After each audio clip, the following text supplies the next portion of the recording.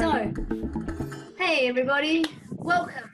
Don't let that stop you from interrupting me when I'm talking in a minute, and I'll start sharing. Oh, somebody's saying, Kath, yes? Yeah, I have to admit I haven't read properly the task yet, but with the interview for empathy, is that just notes that we're submitting, or is it a video, or what's sort of requirement there? I've had a few questions about that with video, and I think it's because one of the suggestions for the activity is sometimes if you video yourself doing it, you can then go back and unpick how it worked and what you did and what you did differently. And particularly if you're doing it with another group member, that can be a really good way of doing it, particularly if you're doing it over something like Zoom or Collaborate or something like that.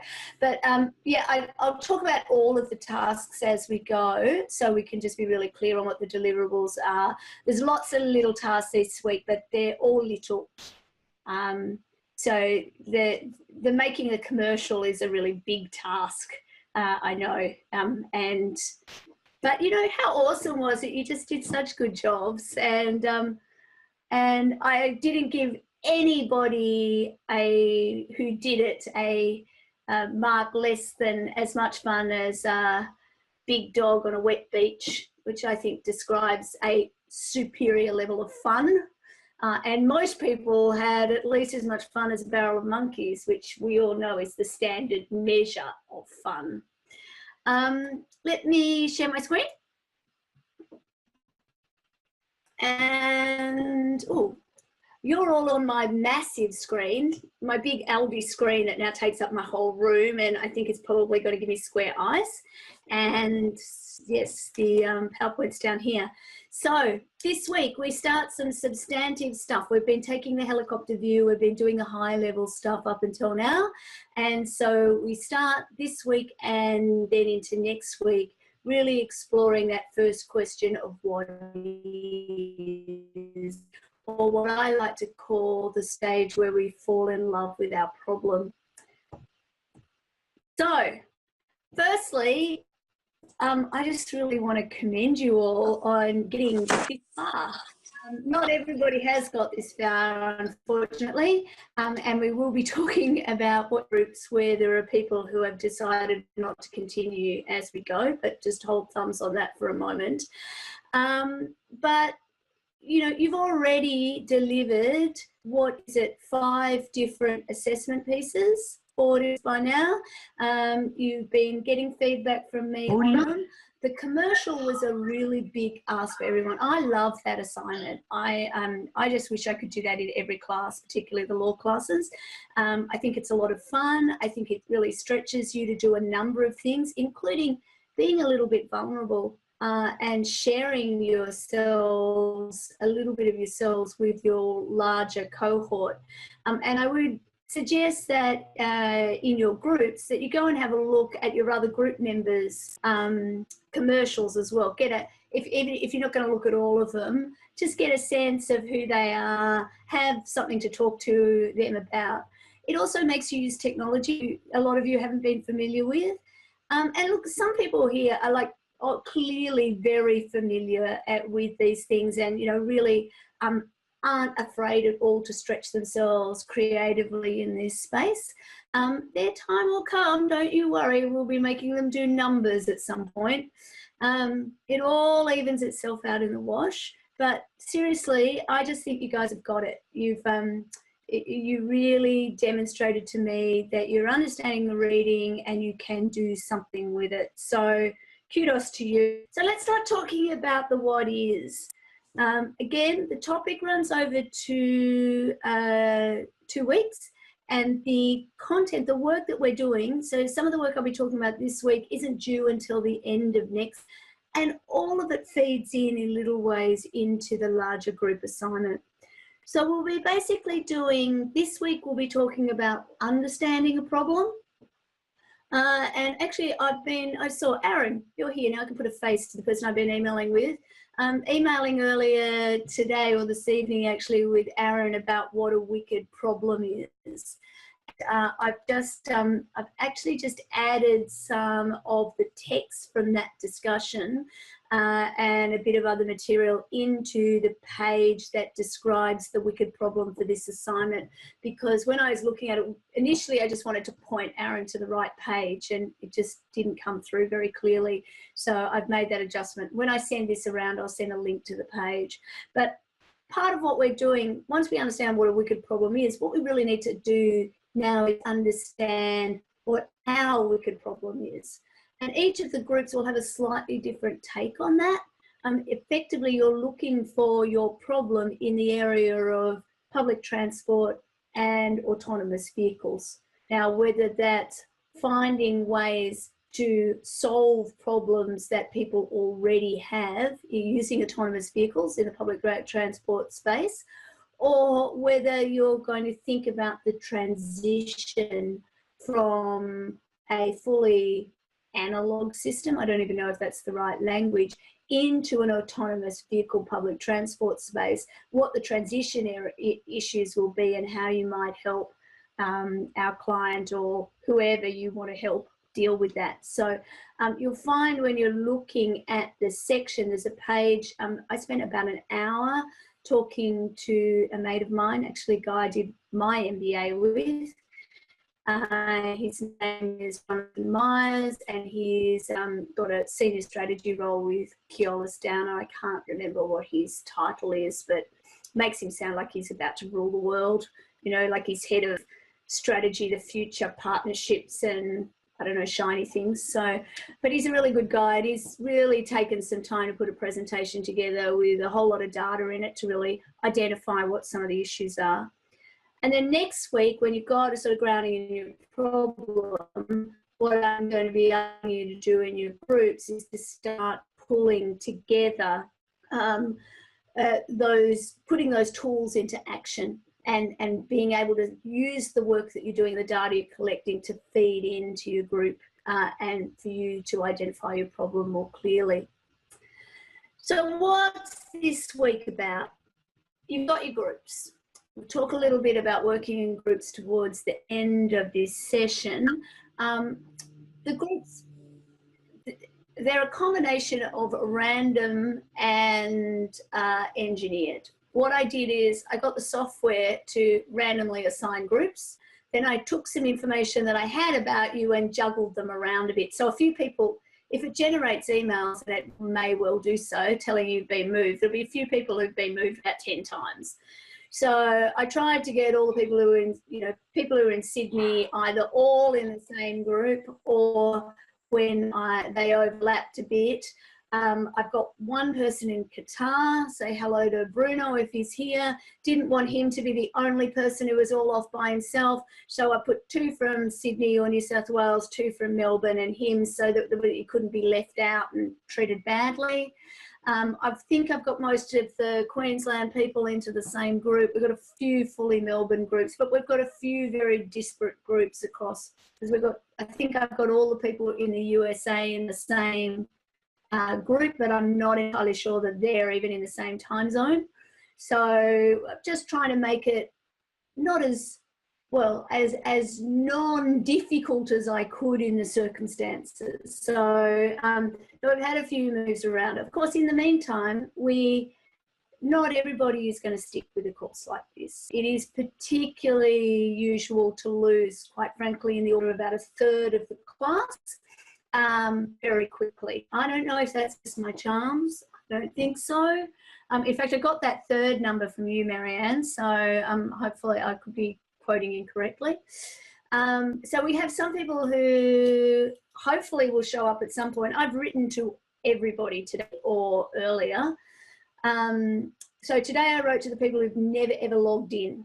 By tomorrow, if I haven't heard from them, I will be telling the people that they've been allocated to groups in that I'll be moving them out, and we'll deal with those people. We'll add them back in again if they ever turn up. There are some people who've been around for a little while and then haven't stuck it. I've trying to find out whether they're planning to come back or not. Lots of different things can happen. And then we had a 3rd category where we've got a few people who weren't able to join for technical or other reasons until last week, and they're in catch-up mode. And those of them that I know are in that situation have told me that they're planning to stay caught up and that they're in their group. So if your group is worried about a person that you haven't heard from, call me and or send me an email and I'll give you the status. But pretty much by tomorrow we should know where they are, and I'll be moving them around. So I know it's not ideal, but it's the world we have to live with. Problem is available. Hopefully you will have taken the time or take the time shortly to listen to the chat that Jonathan and I have. Have a look at the PowerPoint presentation at least. There's also reading there about some of the big picture issues. I've got another slide with your little thing that you sent to me, Fabio. So there's lots of, and I'll get to that in a minute. Thank you, though. There's lots of stuff about autonomous vehicles and public transport. There's lots of information you can get. Your problem will not be getting the information, it'll be deciding what's valuable information and how am I going to use it. But now's the time to start thinking about it. And there's real value in thinking about it by yourself, not for too long, but having some views and thoughts and something to bring to the conversation when you start talking about it in your groups. So the kinds of tasks that you're doing this week are still designed to help you get into that group work. And so I want to see you really thinking about how you can use those tasks for that purpose. So for example, the persona task this week, you will share those with the rest group, and then you'll choose one to do a journey map next week with one of those personas that you develop. I'll talk about what personas are in just a minute.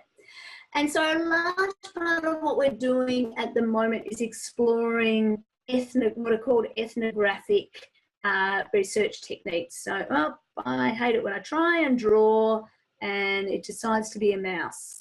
Why is that? I don't know. So yeah, this word here, ethnographic. Check a dictionary if it's not something that you've seen before, but a large part of design thinking methodology is about empathy. It's about really deeply understanding the humans who are in the center of the design that we are trying to achieve in order to solve our problem. So we use ethnographic techniques, which are all about observation, listening, really trying to put ourselves in the shoes of the stakeholder in order to really identify what the issues are. So, reading this week, chapters 3 and 4 of what I euphemistically call the textbook. Again, I know a few people have been buying it, and Lisa, was it you who I saw your comment that you finally got the hard copy? It's very pretty in hard copy, isn't it? I'm a little jealous. I don't have a copy myself, but the hyperlinks in the material should work and send you to the right parts of this book when I'm asking you to do something. The trick is you either already need to be logged on to the library when you hit the hyperlink, or you will have to log in along the way. It's, oh look, show off. There she is. Isn't that beautiful? Case study, really important. Chapter 9. Not sure why, but it says, well, I can't remember whether I've edited it or not. It said chapter 10 in the materials, and somebody brought that to my attention, particularly as the link on that particular one was broken. And which reminds me to say, the choice between me being mean and some deep dark conspiracy to make it difficult for you to do this work and it being a stuff up, it's going to be a stuff up. So if you find a link that's broken or something isn't making sense, shoot me an email, ideally with the URL of the page you were looking at, so the web address of the page you were looking at, and I'll check it out and fix it as quickly as I can. Sometimes things get broken, or maybe I didn't do it properly in the first place. That can happen too. Another text, again, this textbook, it's also available online. It's sort of the companion piece to what I call a text. Sorry, I've got to stop banging my desk because the camera wriggles. It's great, and it does give examples of how the tools are used. Particularly if you're being asked to use a tool to do something in this course, you'll find it's a really good idea to just have a quick read of that. The course materials have a whole lot of other things that are helpful to you. Part of the problem is you're spoiled for choice. Some of the ones, particularly those of you who are just using these things in your own businesses or your work life, you'll find that the Stanford Design School, or D School, they have a thing that they call their bootleg. And if you just Google D School bootleg, you'll find links to it in the course pages though. They basically have a whole set of, they're almost like cards, only they're A4 size, which have pictures of people using different tools and then explanations of how they work and when they're useful.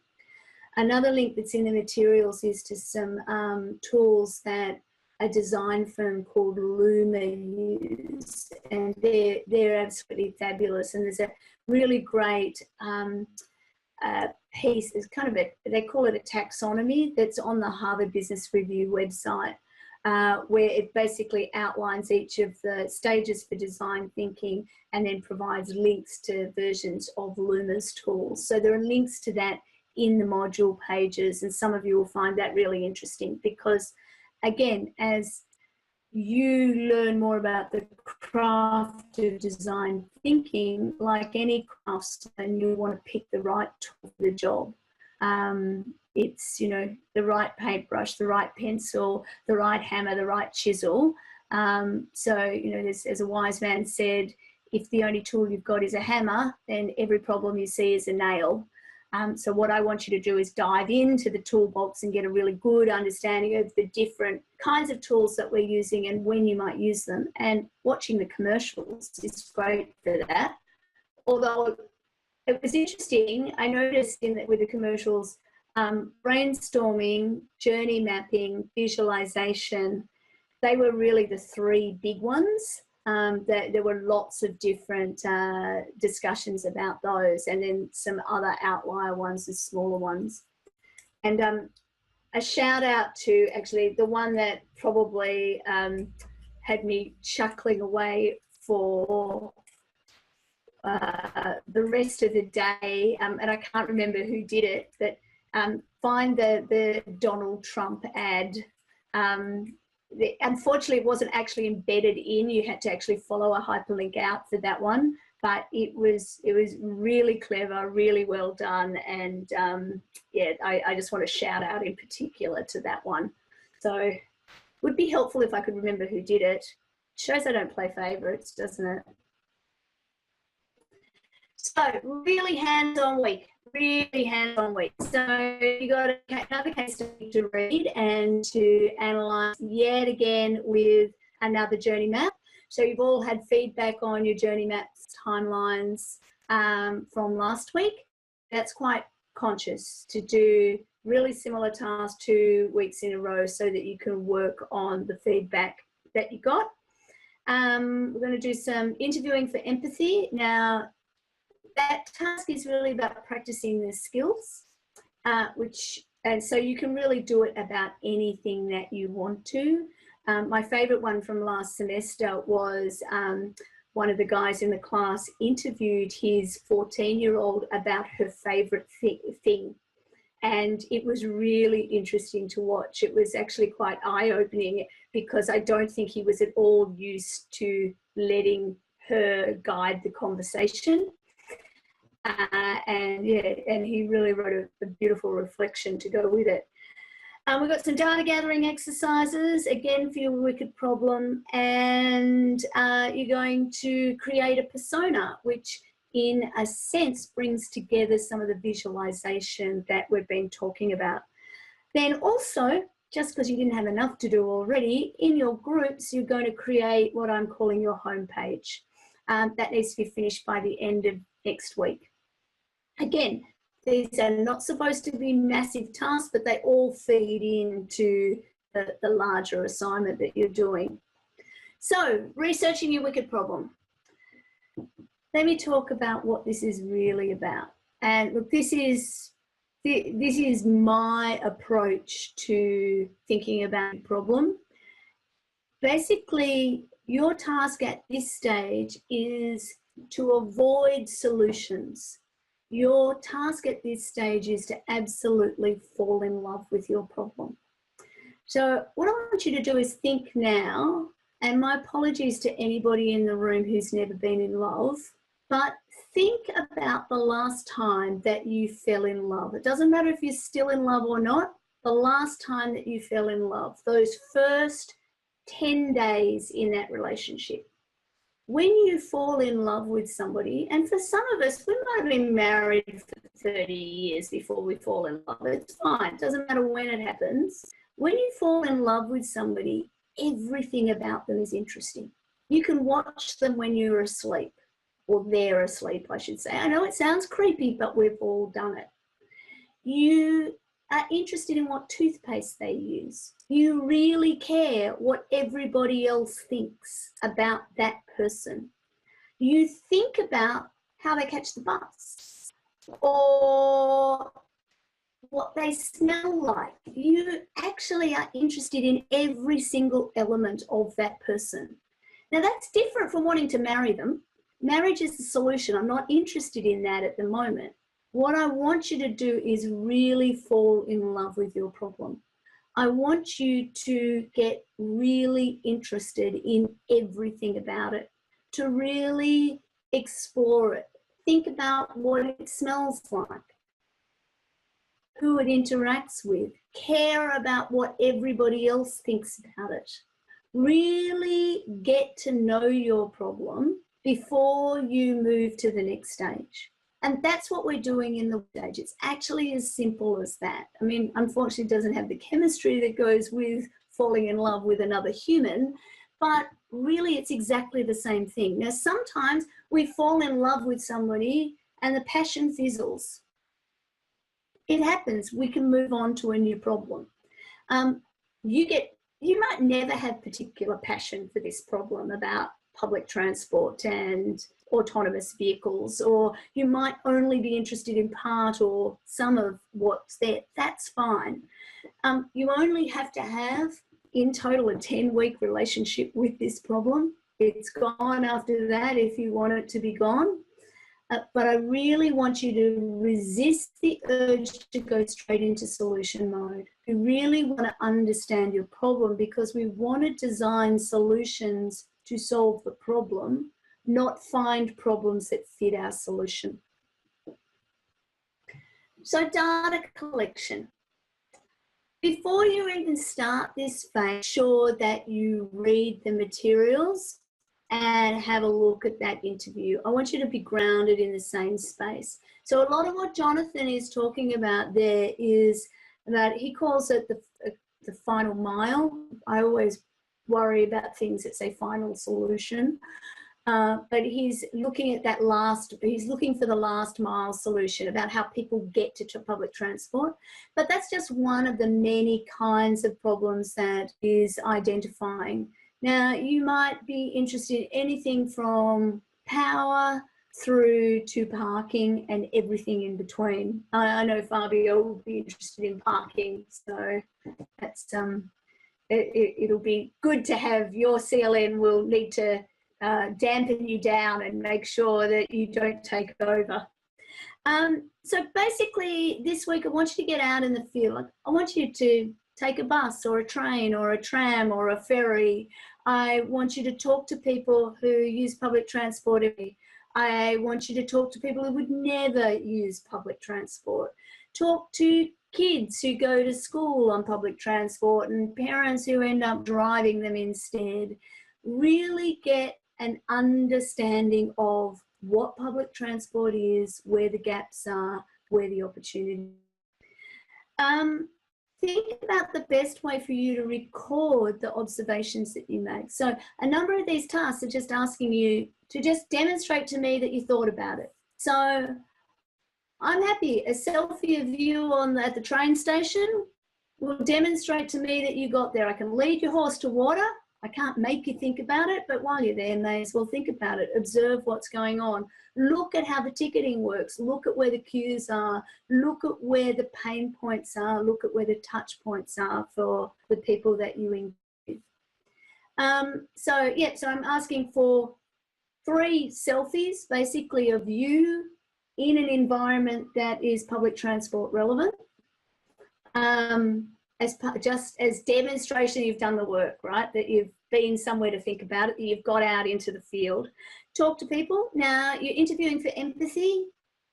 If you can, I would do those 2 tasks together. I would talk to people about the problem and get a wide views on it. But if you don't want to do that, that's fine too, because that task is as much as anything about practicing the skills. And then in the materials, we talk about how to record, particularly with interviewing for empathy, and the empathy map. I think I've got a slide or 2 about it, but there's certainly plenty of materials about it in the module. Is a really good way of just having 1 page in front of you where you can take little notes and pull together your observations out of the conversation in a way that might help you identify the gaps and the opportunities. Thank you, Fabio. I started talking about this before I did. Fabio sent me this afternoon. I only saw it recently. So there's what would you call it, Fabio? A workshop, a seminar, a panel discussion? You're muted. Yeah, it is. Sorry, I was on mute. Yeah, it is actually City of Melbourne inviting basically all the stakeholders in the transport. So we are invited as well as a parking association as well. Excellent.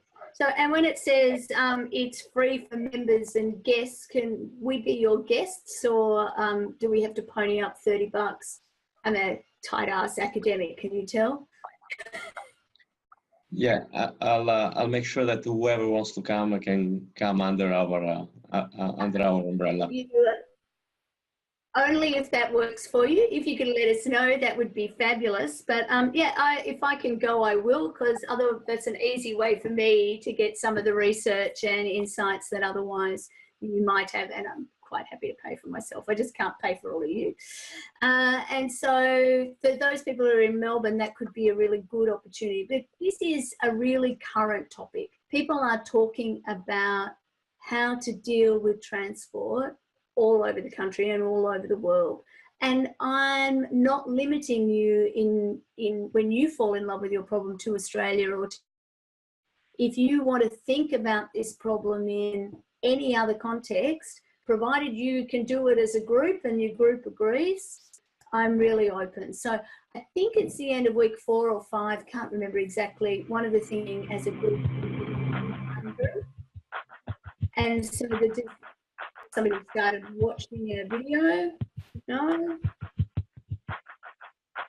Sounds like the, I'm not sure where that music is coming. Sounds like it's the video that's on inside Jonathan's presentation. Sorry, it threw me a bit, could you tell? So what was I going to say there? Yeah, as long as your group is happy, you can quit a problem on whatever you want it to be, and the design brief will help you do that. And the design brief is something you'll submit to me as one of the group assignments, and you'll get my feedback on it as we go. So, interviewing for empathy. Before I go on, any questions, concerns, frustrations, comments, compliments? So, again, big part of ethnographic research is observation and interviewing for empathy. A similar task that I might have got you to do here, but I want you to practice this one, is Luma call it fly on the wall observation. Great way of collecting data, of just finding a spot at a train station, bus stop, on a bus, on a train, making yourself as still and as inconspicuous as you possibly can, and just really observing what's going on, who's doing what, what their touch points are and their pain points are. So these kind of research skills are being used more and more by large organisations now. And basically, the slide talks about things I've been talking about just a moment ago. And basically the idea is to get out of your own head and really understand the stakeholder as much as you can. So there are quite detailed steps in the module for the interviewing with empathy task. And I would encourage you as much as you can to try and follow through each steps and really try and ask open questions and not just record the answers you've got, but observe body language, observe where there's discomfort, observe the tone and where similar language is used or where abbreviations are used or slang terms are used, and really get to understand as much as you can the point of view of the person that you are interviewing. A lot of the skill is actually the listening part. A wise man said to me once, communication is what the listener does. And I think any of you who are parents have worked out very quickly what you say when you're a parent. It only matters what your child hears. And the big skill in listening is, the big skill in speaking is in communicating in a way that your listener can listen to. And often communication, the barriers arise when people don't speak in a way that their listener can listen to, or that encourages the listener to communicate honestly back. So a lot of the active listening things, they sound pretty simple, but they can be really hard to do, particularly in a video situation. I mean, you saw me just get completely distracted just a minute ago because music came on from nowhere. And I find, I look at the screen, I see myself up there and I'm looking in the wrong direction, and, there's people and colour and movement, and then there are other people who I can't see them at all. It can be really hard to communicate in that video environment especially. And more of you are working in virtual environments and having to do that. And through your MBA, you're going to have to be working with other group members virtually all the time. And I mean virtually as opposed to virtually all the time. You need to do things to show that you're listening. You need to be able to provide feedback, but you need to do that without closing questions or answering people's questions. You really need to defer judgment, particularly while you're at the stage of falling in love with your problem. If you latch onto something too quickly and narrow a conversation down into one area, you don't even know what you're missing out on.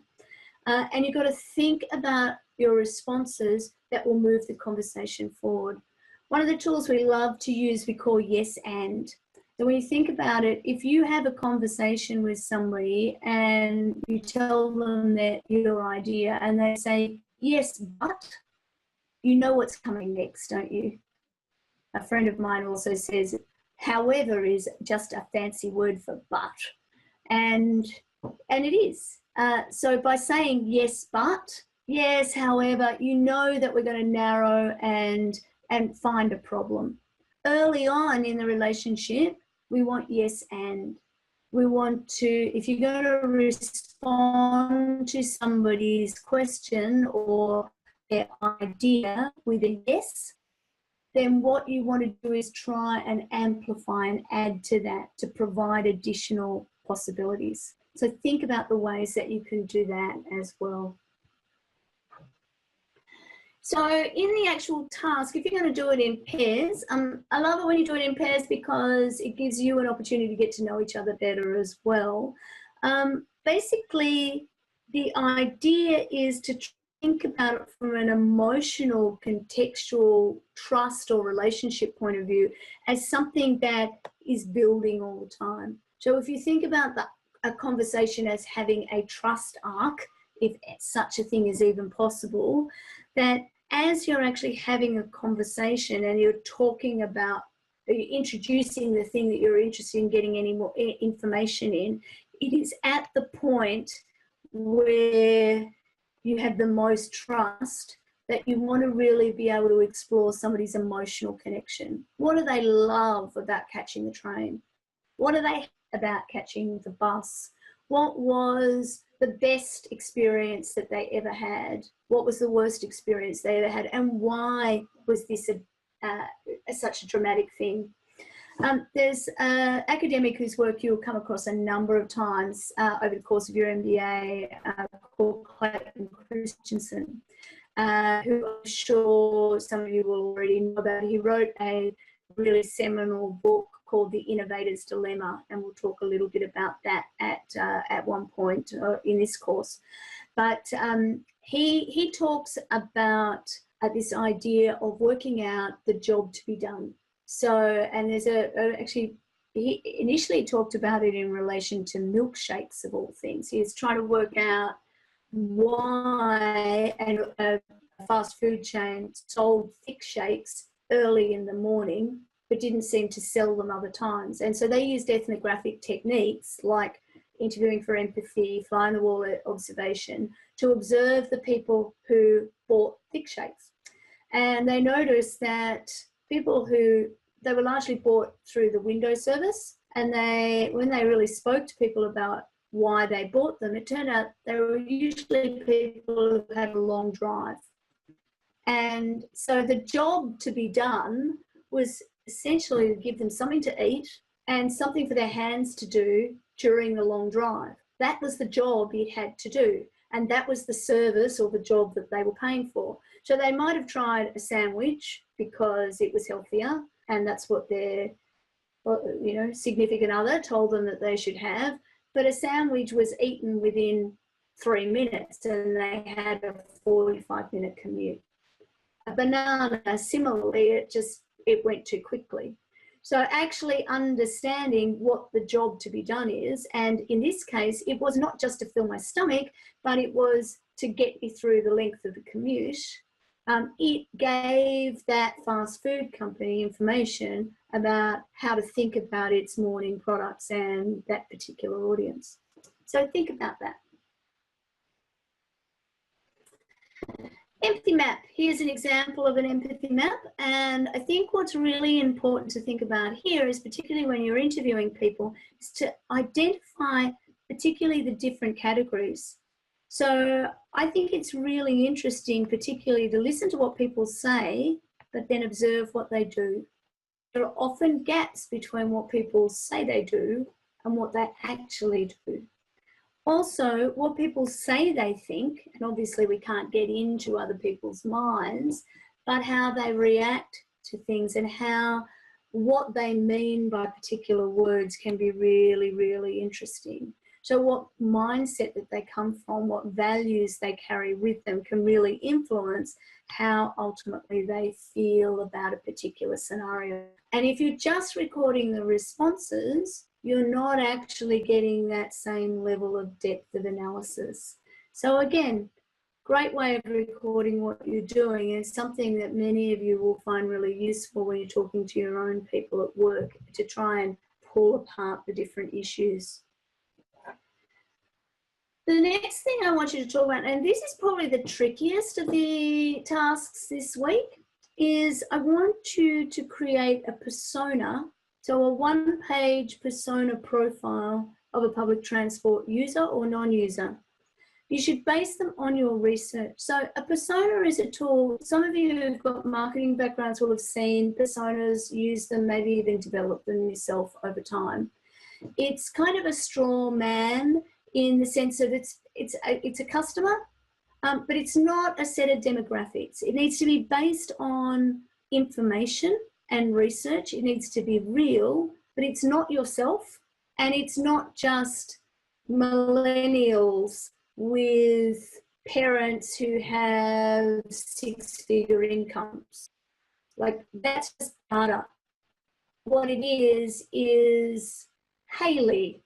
She's 21. She goes to RMIT. She has a part-time job. She's absolutely passionate about poodles.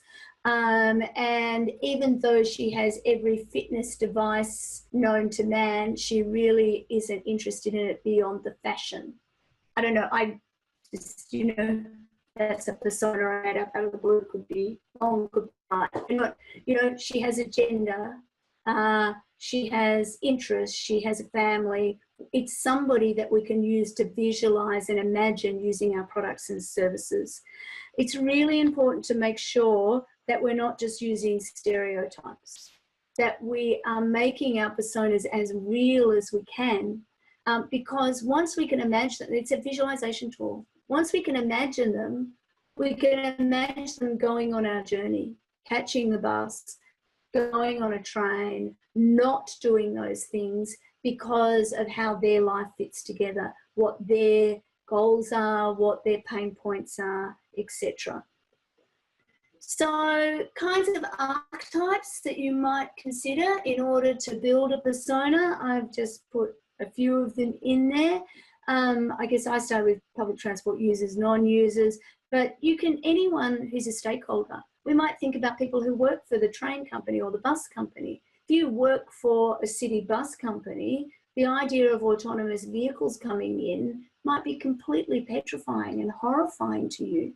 That's your job gone.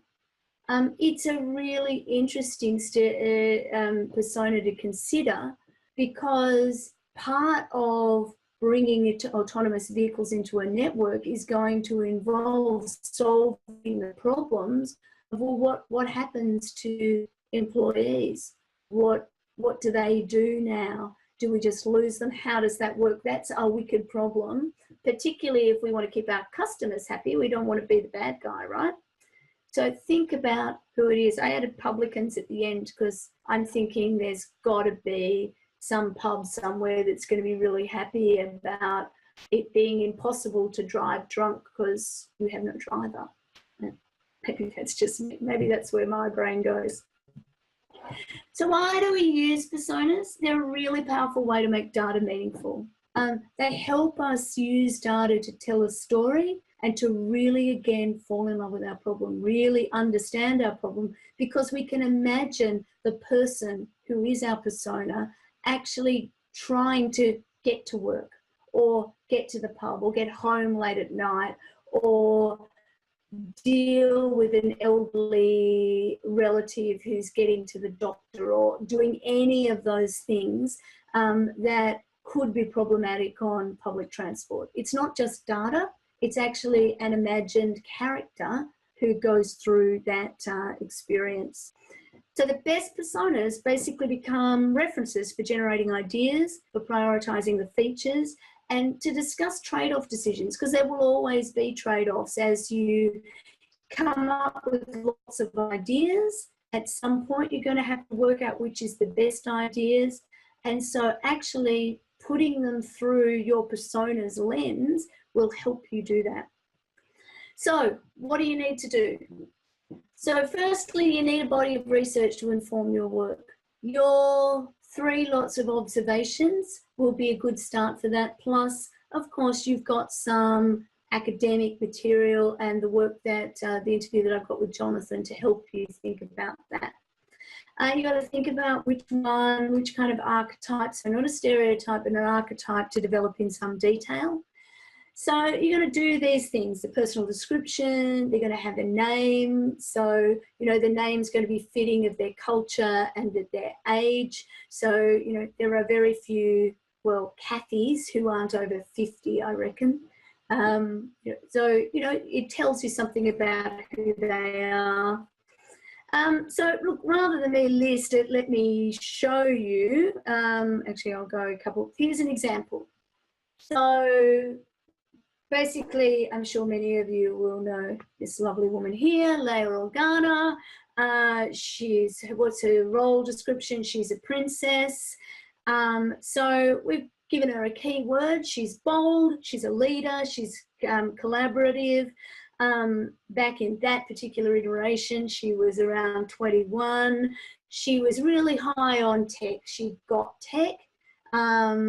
So you're trying to work out, well, what kind of features might be relevant to your persona in your in your particular problem.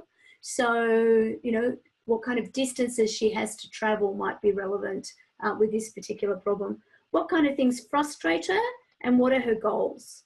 And then often actually having a quote, something that you can imagine her saying, your persona saying in their own voice, helps that character become real. So some tips and traps. Really avoid stereotypes, and in particular, avoid disrupt stereotypes. Be visual about it. Throw in some diagrams, some images. Go online and find a picture, a photograph of someone. Draw a picture. There's plenty of you that aren't afraid to draw. Make this person a little bit substantial. Don't use yourself. Students do this all the time.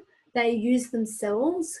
And actually the idea of the exercise is, the value in it is to get out of your own head and into somebody else's. So really create a new character who meets the requirements of somebody who is going to experience the sort of problem that you're wanting to explore, but make sure that that person is different from you, and base them on the research, but make them real. It's a balancing act between data and reality, but it's harder than it looks. Ultimately, the way that task is set up, there is a discussion for each CLN. So when you upload it, the only other people who will be able to see it are other members of your CLN. And then that will give you the opportunity in your CLN to have, depending on how many people are in your CLN, 3, 4 or 5 personas that you can start with. And then you'll pick one to work with next week. Doesn't matter which one. You might create some sort of hybrid of a couple of them. It gives you a starting place to work with. Okay, questions, concerns? Mentioned it earlier, you're going to get another chance to do a journey map. Really similar task to last week. Essentially, I'm a bit worried it looks like this is the preferred way to read case studies, because I'm getting you to do it with a case study twice in a row. But I think they're both really good case studies to understand the whole of the journey for design thinking and to provide some context so you know why you're using these little tools. And again, using a tool and then using it again is a really valuable way to learn and to grow. Remember too, it's not about production values. And one comment I'd make about the ones that I saw from last week is those that really shone were largely hand-drawn, because, or they linked together post-it notes in some way. And I think partly that's, we learn better when we're using different parts of our brains. And sometimes, well, when you're drawing, you're using the part of your brain that moves your hand, the part of your brain that needs to pull that imagery together, as well as the parts of your brain that you're using to make the logic flow. Yeah, it gets messy, but that doesn't matter. These are tools that will help you understand your problem. They aren't pieces of art for art's sake. That's not what they're for. They're supposed to be quick and dirty. For those of you who have started to use these tools in your own businesses, might be interested to know that actually the research shows that the better you draw, particularly on a whiteboard or in a public place, the less effective it is. If you draw enough to get people thinking and the imagery working, then people let go some of their inhibitions, and just the act of a simple stick figure drawing means that people aren't limited by the words that they read, that their imaginations can flow. But if your drawings are too perfect, people are either thinking about the drawing and the act, how did they do that? Or they're intimidated by them. They think, I can't draw like that, I can't do this, and it slows down the conversation. So frankly, there are real benefits to being a terrible drawer. Again, one of the things on a journey map, so in particular, is think about what you need to measure. So in particular, what I've just drawn out here is, well, basically in this particular case study, we're looking at the chefs or the individuals who work for the company and the elderly people to whom they serve food.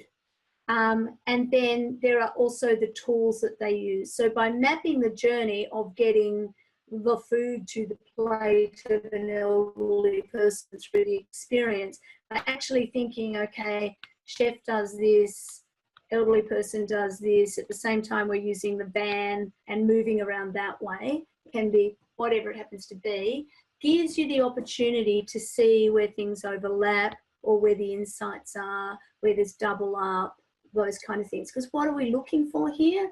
We're looking for insights and observations that we might not have got from a first reading of the case study or from just a more superficial look at the customer experience or the stakeholder experience, whatever it is that we're journeying out. Lastly, this is the one that I think is going to worry some of you because of the technical elements. I think I've designed this task as much as anything so you have empathy for me when I make mistakes in how I put things in Canvas. But Canvas creates the opportunity for every group to have their own group area. And what I want you to do is create your own homepage in Canvas. Sorry, this is the same slide as I showed last time. So Canvas, basically, when you go in there, some of you will already be using announcements to send messages out to your whole group. And you will see that you can have pages in there. So you can basically put your own text in, etc. So ultimately what I want each of the groups to do is to have a page in their homepage area. If some of you are fancy and you want to create a URL somewhere else, I don't really care about that, but feel free to do it. But what I really want to do is for you to get into Canvas, get to know how to use it, get to know how to upload some things, and ultimately what I want to be able to see at the end is I want a name for each CLN. I can't stand calling you by numbers. If I have to send another email that says, Dear CLN 4 or Dear CLN 11, like it's just, I just don't feel like that's the way humans should talk to each other. So come up with a name that represents your group. Come up with an image that represents your group. How are you going to do that? Get to know each other a little bit. Get to know what matters to you in doing this work. And think of yourselves as a consulting company. It also asks you to put a little profile in. Now, all of you have, well, not all of you, but most of you have written an introduction to yourselves earlier on. Plagiarism is not going to be an issue here. Just want a short little profile, ideally a photo of each of you, so I can see, just as if you're a consulting firm and this was your homepage website. The task here is for you guys to get to decide how you're going to work together. Again, production values, etc., are not important.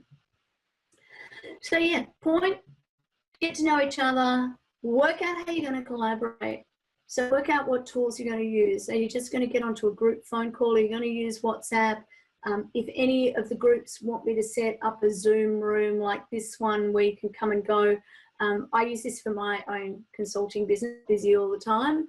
The risk if you do this is if I have another meeting, I'll kick you out. Or if another group wants to meet at the same time, there'll be fights between the groups.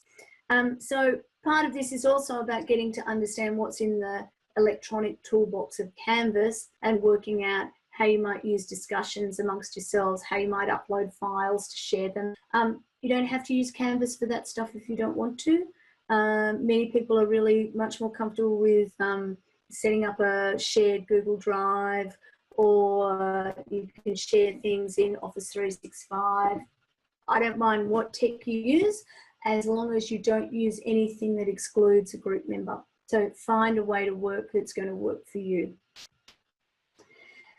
So one piece of advice, might be too late for some of you who've already met, but before you go into your meeting or at some stage when you have a group meeting in the future, if you already met, each of you should just take a minute to sit down and reflect. And I would suggest come in to a meeting, to a discussion with 3 things that from your point of view are the must-haves for your group to succeed. The 3 things that are no-goes as far as you're concerned for that group to succeed. And the 3 things that you'd love to see that you could live without. And then be prepared for everybody to talk about those in turn and to end up with those things for your group as essentially a kind of team charter. So let me give you some examples, things that I've seen work before. Things that people must have, often punctuality. Just, it comes down to that. It's just from if we say we're going to meet at a certain time and we say it's going to be finished in an hour, then we're going to start at that time and we'll finish at that time. But for other groups, it's like, actually, I don't want to launch in every time. I think we'll work better and be more comfortable if we allow at least 5 minutes at the beginning for a chat and a how are you. Some groups will say, yep, so people who want to do that, they're 5 minutes, we'll start 5 minutes before the hour, but then on the hour we launch in. The no-goes, things I've seen over and over again are just, name calling, disrespectful behaviour, raised voices. Other groups love a raised voice. That just shows passion. But until you know your individual group members, you've got to kind of work out what works. The things that you would like, for me, I know my would like all the time is to have fun. I can run a class without having fun. If I have to, that's fine. But for me, I would rather run a class and have fun doing it than not. So if I can steer things in that direction, that's usually my plan. So you see what I mean? If you've thought about the things that are for you, and I'm purposely not saying too many and only saying the obvious ones, because I want you to really think about what matters to you. Then you can have the conversations and agree from there what works and what might not work. Next couple of slides. Oh gosh, it's 2 minutes too, talking about punctuality.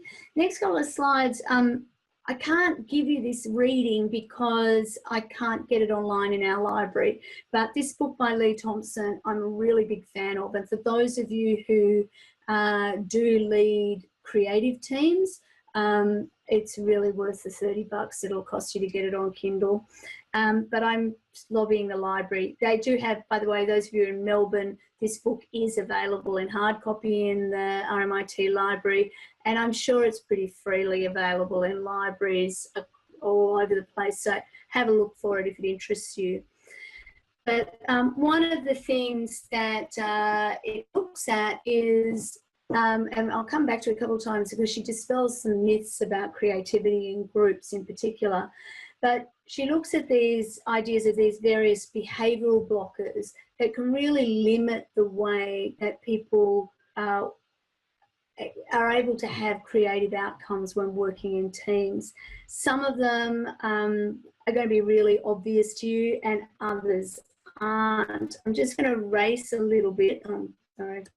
I'll race to the next slide about how to deal with them. So in particular, the big one that many of you will already be aware of is the risk of groupthink. The risk that people, particularly when they don't know each other and people are a little bit shy about not wanting to stand out from the crowd, wanting to get along, wanting to make sure that we're all happy, is that basically the loudest voice rises to the top and that we don't necessarily have a range of views. I try where we can to try and make groups diverse, but at the end of the day, it's very easy to end up just with one point of view. What things can you do to avoid that? Make it part of your group's mission to make sure that somebody has the job, every conversation, of being the devil's advocate. So their task is, and they haven't done it, the meeting's not over until it's done, is to really challenge all of the ideas that everybody else is happy with, on purpose. Also, prepare your contributions separately and then come in to discuss them. So if you're all just brainstorming and everybody can hear each other, you automatically limit. But if you brainstorm silently alone or do what's sometimes called cyberstorming, so there is a tool I love, it's called Real-Time Board, and you can get 3 boards for free. It's like an electronic whiteboard. You can all be in there at the same time, just quickly typing it out. You can share a document in Google Docs or whatever and just type your ideas as they come, all at the same time, but with no sound. Then you see what you've got that's the same and what's different. Also, just by having a laugh and creating a safe space for people to have different points of view, you are more likely to hear those different points of view and explore them, rather than people just muffling them and ending up thinking, oh no, everything's the same. The free riders, so riding the bus and not paying the fare. This is the single biggest complaint that people have working in groups, particularly at university and particularly when you don't get a choice. I don't know that there's ever an absolute solution to this. People will always have different points of view. Sometimes the people who complain the most about the free riders are the people who are least open to having somebody else's point of view shared. So the people who get called free riders at the end are the ones who actually just found it difficult to have their voice heard. So think about that at the beginning, particularly if you feel like you're a person who's often in a group where you do more work than anybody else. Maybe turn that around and think about how you might frame that at the beginning. Having a team charter often helps with that, really setting up what the expectations are at the beginning, making sure that you're really clear about expectations and the unwritten rules. So if you're unhappy with how somebody is performing, first turn back on yourself and think, well, did we actually have an agreed expectation in relation to this? But secondly, articulate it early before you're so furious that the relationship breaks down. At the end of the day, that's also part of my job. If groups aren't working, perfectly able to come and talk to me. First thing I'm going to say is, what have you done about it? So I'll put you on notice there. But again, that is part of my job, is to try and help you resolve those things. Lee Thompson calls this the team superiority complex. Most teams think they're better than all the other teams. And most teams really think they're productive, even when they're not productive. One of the things that you really need to think about is perhaps comparing yourselves with other teams just rather than with each other. The way that groups tend to work is that we all sort of converge upon the average. Who hasn't been in an environment where there's been someone, it might have even been you, who has had to get the message? Maybe don't over excel all the time, because the rest of us are going to have to step up. Even with body language, that we tend to converge towards the middle, we regress towards the mean. And so we do that within the groups. So actually looking outside at what other groups are doing is great. I will actually, about week 6 or 7, can't remember what it is, the groups will have a competition. You will have a task that each group will have to do, and effectively I'm going to mark it on the curve. The only one, it's not worth very much marks, by the way, but usually that's a bit of fun anyway, because you'll be tasked to come up with a lot of ideas. The team that gets the most ideas, weighted average depending on group size, will get full marks, and then it will be proportionally go down from there. So that's one way I can introduce some competition, but we'll see what happens. By the way, I think we're 5 minutes past time. Clearly this is recorded, so go away if you need to. I've probably got maybe 5 to 10 more minutes worth of comments to make.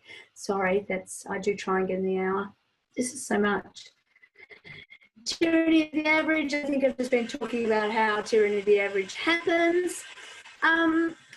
She calls it cognitus interruptus. Remember, many of you won't realise this, but our brains are not made to multifunction. that we are trying to do two things at once. We are actually doing one thing and then one thing and then one thing and then one thing, that we can get distracted very easily. And the research shows that if somebody is interrupted, they usually go and do part of two other tasks before they come back to do the tasks that they're on. In a group setting, in a meeting, you are constantly being interrupted and multitasking. You are talking, you are listening, you are taking notes, you're thinking about what's happening next, you're thinking about the bigger picture, you're trying to understand what else is going on. How do you deal with that? It's important that you have a safe space, that you allow for the pauses, particularly when you have introverts in your groups, that you give everybody a safe space to speak. At the same time, Miss Manners is not necessarily the best friend to creative brainstorming. That if everybody's being politically correct and being absolutely sort of holding back to make sure that everybody else is okay, you are probably not going to get the edgy, interesting ideas. So you have to balance having a laugh, possibly being politically incorrect, but ensuring that you're safe and respectful the whole time. I mentioned before the idea of cyberstorming and brainwriting. Again, tasks that you can do simultaneously but quietly to get as many ideas out as possible, and then you kind of sort them. And then ultimately, she calls it dumbing down. But basically, people, particularly if you're trying to be creative, you do need to be quite vulnerable to be creative. If you've got a wacky idea, it might be brilliant, but it's also wacky. And so particularly when it's not fully formed, you need to be prepared to be quite vulnerable in order to share that with other people. And so that means actually trying to put aside what other people might think of you and not play it safe. So again, creating a team environment where it is safe to be vulnerable is a really important part of it. So you need to be prepared as a team member to attract attention, but also to share attention.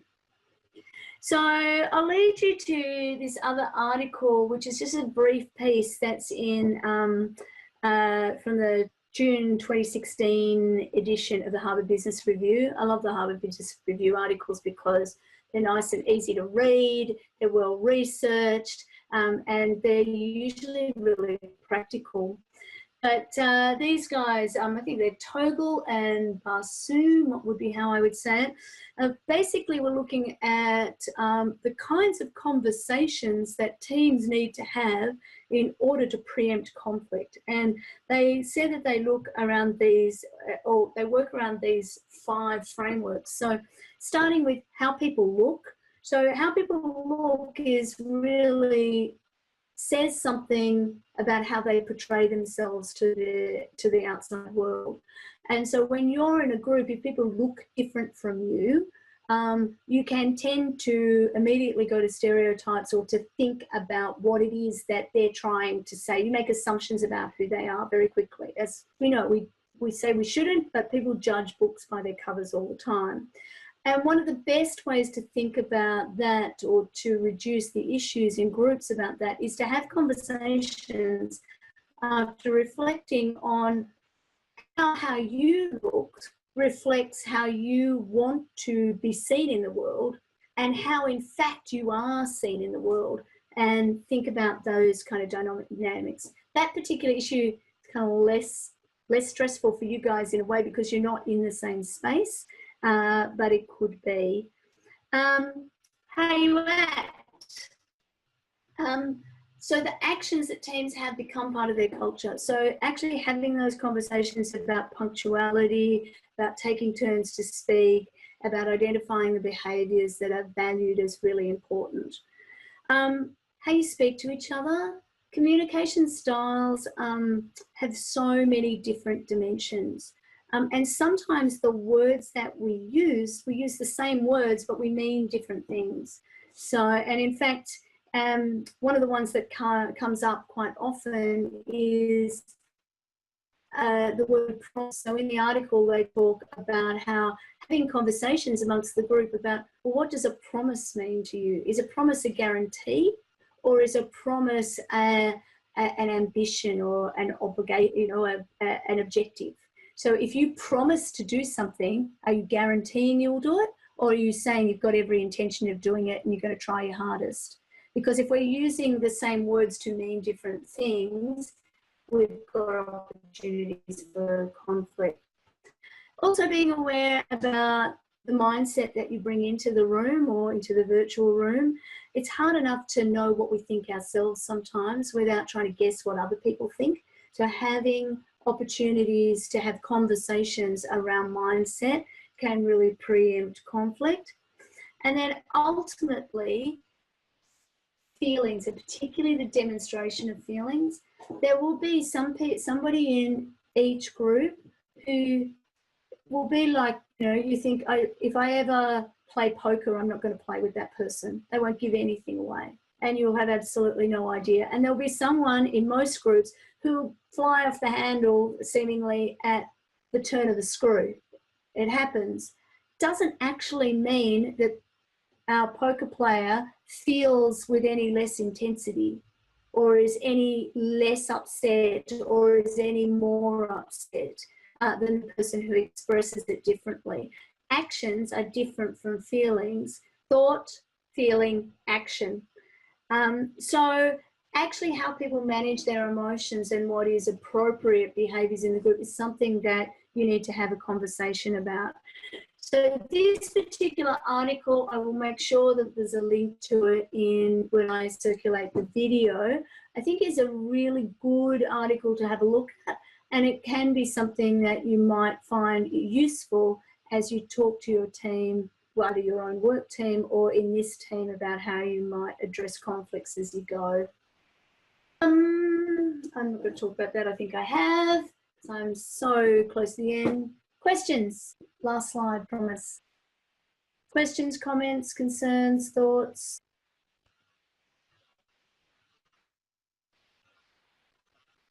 You're a very quiet group.